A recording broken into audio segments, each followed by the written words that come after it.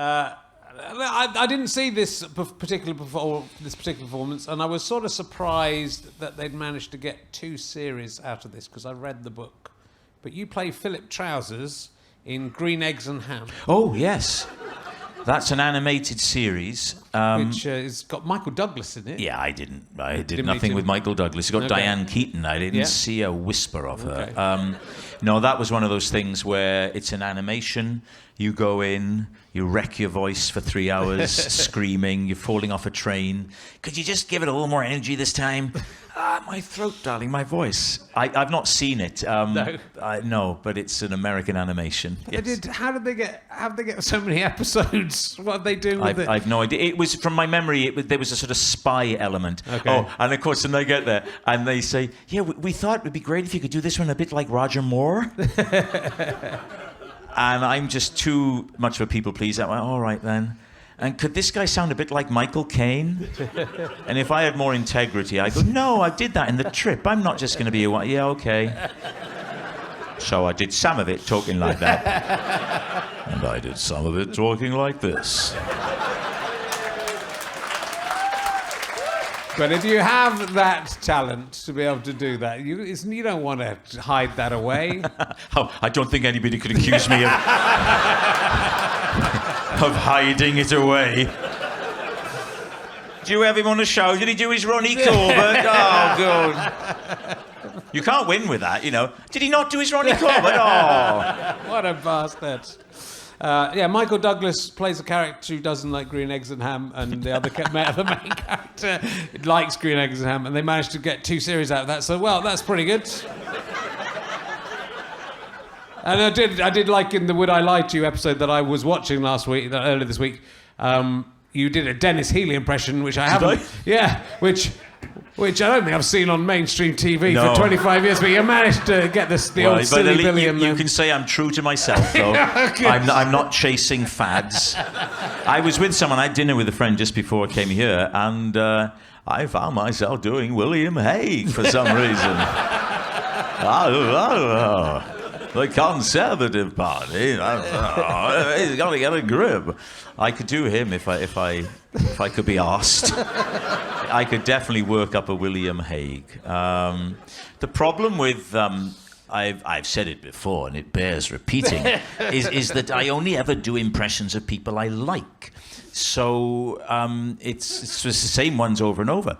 But a lot of the best voices, you know, are politicians that I'm not especially fond of, and we don't want to make this all political now. You can probably guess the ones, but they because a lot of these people are wonderful communicators. Whatever you think about them, they're wonderful communicators, and so their voice is very appealing.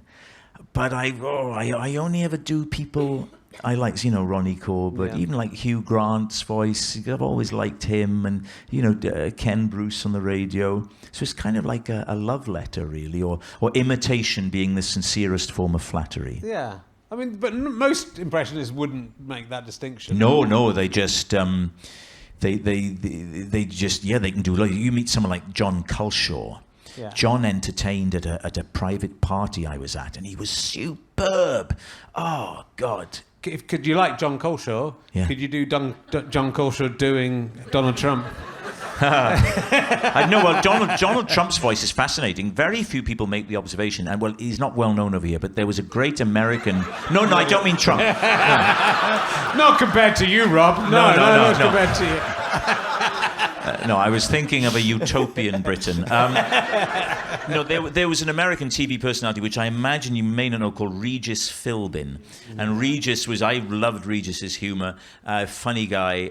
His voice and Trump's voice are so similar. I'm amazed that no one... I've seen 1 or 2 people comment on it. There's a great American impressionist called, is his name Matt Friend? And he does these things on social media where he meets the people he's doing.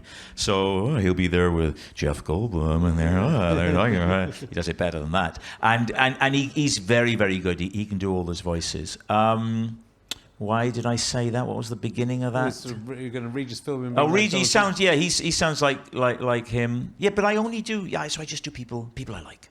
And you don't. It's not like a big. I think like because again, it's this variety of stuff you do. It's not like a big part of. No. It's a little thing. It's a silly thing. It's quite funny because I remember when we started doing Cock and Bull Story and then the trips. Steve was so Coogan, the 90s comedian. He was so over impressions, and he's far more purist than me, and he was very dismissive. He didn't like to be asked to do impressions, although he has an astonishing ability. His are more forensically accurate than mine, but they're joyless.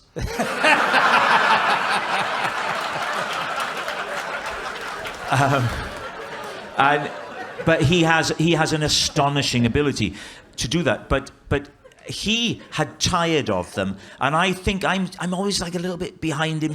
I can identify with that a bit more now. Yeah. And he never liked being described as an impressionist. I'm slightly more like that now, but I like it as a party trick and as a fun thing to do. Yeah, I do know, but I think people can get too cool about that. And I remember Coogan. Just before he did On the Hour, which is when I met him, he'd just been on TV doing a W.H. Smith advert, or he was literally just popping up doing Frank Spencer and everything. And so he suddenly turned into this cool comedian, having been a comedian who would, Yeah, but fair play. I mean, one of the things with the trip that I always found hard was that Michael Winterbottom, the director, would want me to be ribbing Steve, and trying to belittle him and make fun of him, and he would often say, make fun of the films and make fun of the career. Well, it's a pretty bloody good career, and I genuinely used to find that very hard to do because so it never smacked me as authentic when I would do that because. The guy's amazing, sure. And he not everything he does, but he's one. I'm just. Which are the worst? I'm just being very honest. I think he's as good as it gets, Steve. I think Steve is astonishing. So it was quite hard. He would say, make fun of Stan and Ollie. I go, it was brilliant. It was an incredible performance. What am I going to say about it? You can make fun of him, for personal things, but not the career. God. And but it's fun.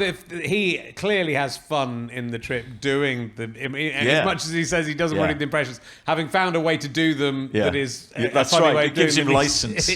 Gives him the license, and then he's competing to be the best, doesn't he? I mean, that's genuine. That's not he's just... very competitive. Yeah, he is. He's more. I think he's more competitive than me. I mean, if you were competitive, you wouldn't admit that. So that you've just proven.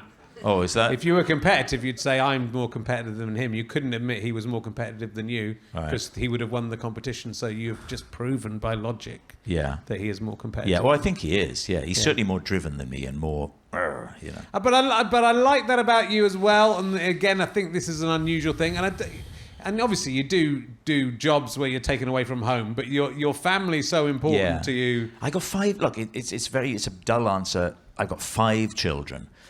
And I don't want to be away for loads and loads and loads. I mean, like the first 3 are adults. But Tom and George are still 15 and 12. So why would you want to be away? Whereas of course Steve had his same age as mine, so 27 is as my middle of my first children. So I always know how old she is, and of course she's flown the nest. Yeah. So he fills his life with work and all sorts of stuff, but I don't. I go off and do work and then come. I mean, it's a difficult balance, right? Because you've got. I found with COVID, I thought this. I didn't mind the aspect of being at home because I suddenly went. I'm at home with the kids all the time, and I've been on tour a bit, and I thought this is great. And post COVID, I went. I'm going to really try and do it as little as possible to go away. And so. But it's difficult because you've also got to go and make money to pay the bills. So getting that balance right. But you don't hear it much from people saying I would turn down. No, because I think a lot of people, a lot of performers remain very, very driven and feel that this great role. Oh, I got to do this. I got to prove myself.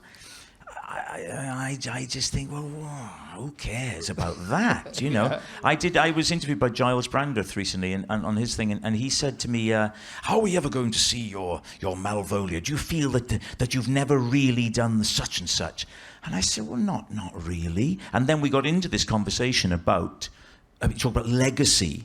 And I said, well, the work, it'd be nice, but the real legacy, surely, is what your kids think of you once you're gone, not how you were in, I don't know, episode 6 of Miss Marple when you did but, you know, if I wasn't working enough and if I wasn't satisfied, that might be different, right? Yeah. But touch wood at the moment, I work as much as I like to work. I enjoy it. There's enough interesting things come along. So I'm pretty content with it. It's good. And I think the truth is as well, I mean, in some rare cases this isn't true, but I still don't know how long that period lasts. But most entertainment is in the moment. It's the evening that you're out at the theatre watching it. It's the day you're watching the TV show. You know, you might go back and watch a TV show in 10 years' time again, I guess, if it's recorded. But often you go back and go, I wish I hadn't gone back and looked at it. There's a fair bit of stuff that gets watched and watched and watched. And certainly I often go back and watch my favourites again and again. But I feel I've done enough good stuff that if you wanted to judge the stuff, if you wanted to criticise something, say, that wasn't so good, I could say, okay, but what about that? And what about that? Now, that wasn't always the case, of course, because I didn't get Marion and Jeff and Human Reigns till I was about 35. Yeah. So I spent a long time thinking, being very driven, very ambitious, because I didn't think anything was going to happen for me, you know.